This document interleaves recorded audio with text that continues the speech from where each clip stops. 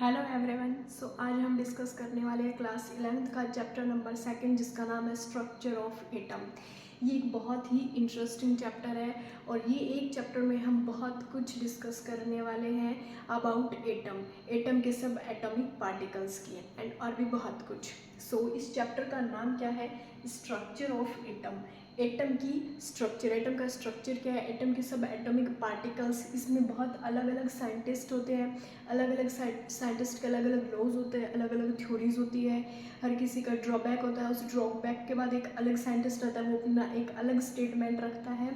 सबसे पहले एक साइंटिस्ट आते हैं डाल्टन एटॉमिक मॉडल। देखो, सबसे पहले हम डिस्कस करेंगे कि एटम होता क्या है, एटम वर्ड का मतलब क्या है। ये एटम वर्ड समझाने के लिए जो पहले साइंटिस्ट आए उनका नाम था Dalton atomic model, John Dalton थे। इन्होंने क्या बोला कि जो एटम होता है, all matter is made of tiny indivisible particle called atoms. देखो, सबसे पहले इसमें एक वर्ड आ रहा है मैटर। अब जिसको नहीं पता वो सुन लो, मैटर क्या होता है। हमारे आसपास यूनिवर्स में जितनी भी चीज़ें हैं वो सब मैटर है। देखिए, मैटर का मतलब क्या होता है, occupy of space, occupy of space, या दे हैव ए वेट, जिसके पास वेट हो, जिसका कोई ना कोई वेट हो। मैटर वो होता है जो किसी भी स्पेस को ऑक्यूपाई करता है, किसी भी स्थान को घेरता है, अपनी एक जगह बनाता है, या जिसका एक वेट हो, एक अपना मास हो।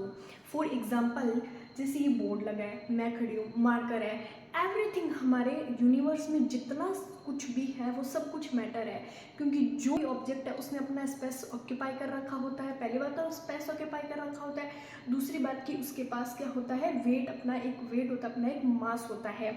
और मैटर को 3 स्टेट में डिवाइड किया जाता है। 3 स्टेट कौन सी? Solid, liquid, gas.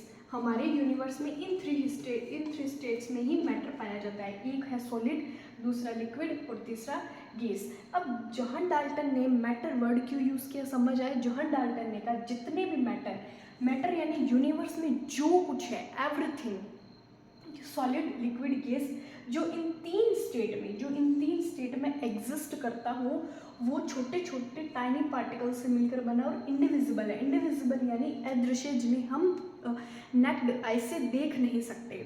इन छोटे छोटे पार्टिकल से मिलकर बना होता है, उसी को ही हम एटम कहते हैं।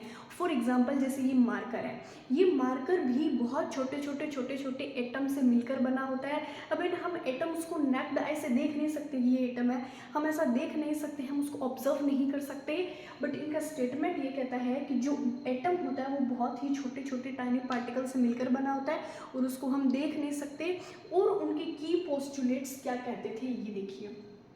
Atoms of the same element are identical in mass and properties, while atom of different elements are different. Atom can neither be created nor be destroyed. ये लाइन इंपॉर्टेंट है कि एटम को ना तो हम क्रिएट कर सकते हैं, ना ही हम डिस्ट्रॉय कर सकते हैं।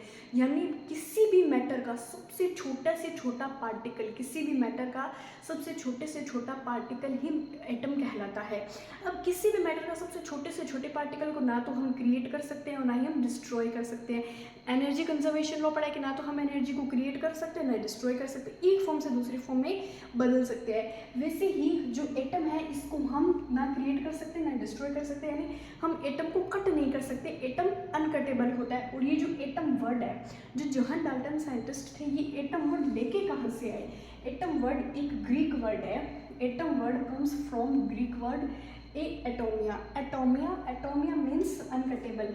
इनका कहने का मतलब था कि हम एटम को कट नहीं कर सकते। कट क्यों नहीं कर सकते? क्योंकि किसी भी ऑब्जेक्ट का, किसी भी मैटर का सबसे छोटे से छोटा पार्टिकल होता है। जैसे आप एक पेपर का सबसे छोटे से छोटा नेग्लिजिबल टुकड़ा ले लो, उसके भी अगर अपन 1000 टुकड़े करेंगे ना, तो तब वो एटम बनेगा।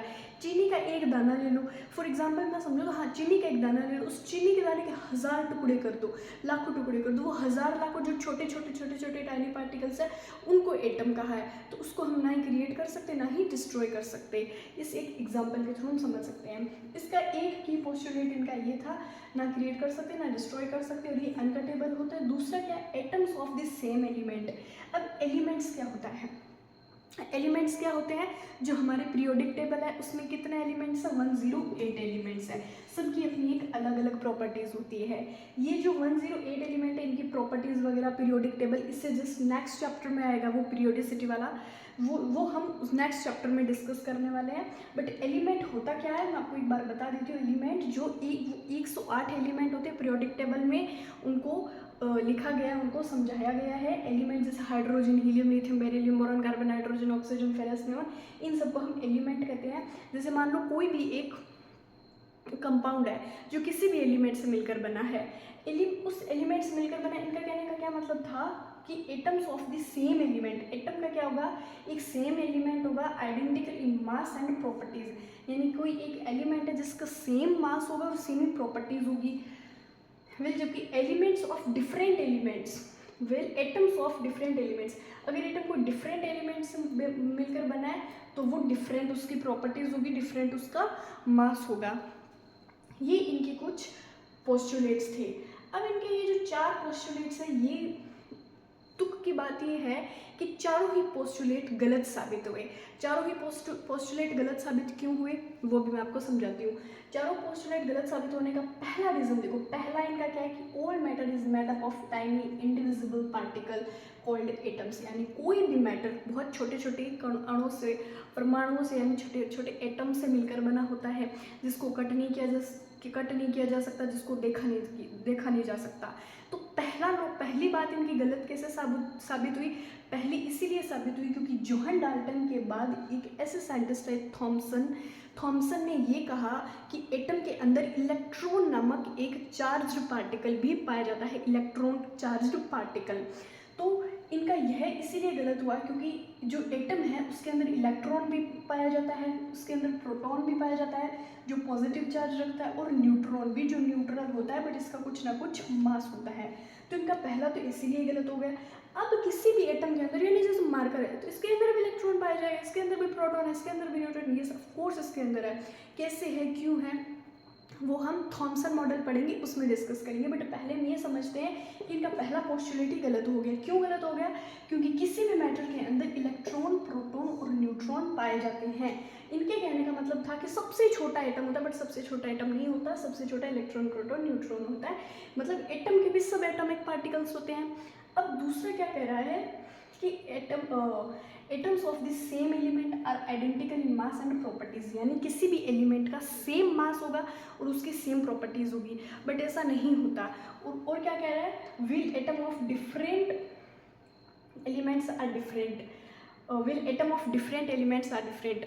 क्यों डिफरेंट होते हैं, अब ये सेकेंड लाइन नहीं समझ आ रही, आई नो कि the same element are identical in mass and properties, इसका क्या मतलब हुआ, इसका मतलब है कि जो आइसोटोप और आइसोबार, हम अभी नेक्स्ट वीडियो में पढ़ेंगे कि आइसोटोप क्या होता है, आइसोबार क्या होता है।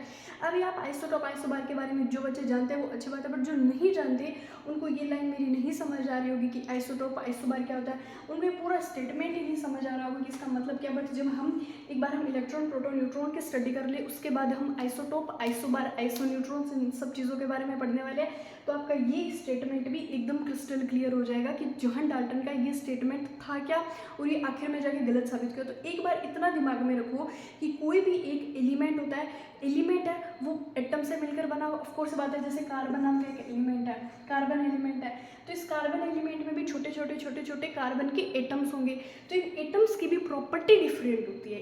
कहने का मतलब क्या कि ये कह रहे थे कि प्रॉपर्टीज़ है तो सेम, इन प्रॉपर्टीज सेम होगी, और डिफरेंट एटम है तो डिफरेंट प्रॉपर्टीज़ होगी, बट इसका भी प्रॉपर्टीज़ और इसका मास डिफरेंट हो गया, इस कार्बन का मास भी डिफरेंट हो सकता है। कैसे, वो आइसोटॉप ही समझाएगा हमें। तो थॉमसन के ये पोस्टुलेट थे। अब मैं इसके ड्रॉबैक्स यानी लिमिटेशन, कमियां भी लिख देती हूँ, और नेक्स्ट वीडियो में हम डिस्कस करेंगे थॉमसन मॉडल, ये डाल्टन्स मॉडल था।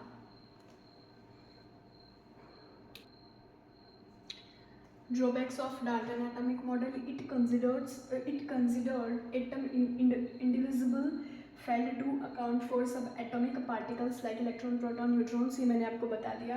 दूसरा पॉइंट क्या कहता है, did not explain the existence of isotope isobar और the force of chemical bonding, यानी आइसोटॉप और आइसोबार के बारे में ये नहीं समझा पाए, नहीं बता पाए। इन्होंने यही कहा कि किसी भी एलिमेंट की जो एटॉमिक प्रॉपर्टी होगी, उसका मास, उसका properties, everything is same, and different type of elements are the properties mass are different. इन्होंने इतना ही बताया और इनके 4 पोस्टुलेट थे, वो चारों के चारों के हुए फेल हुए।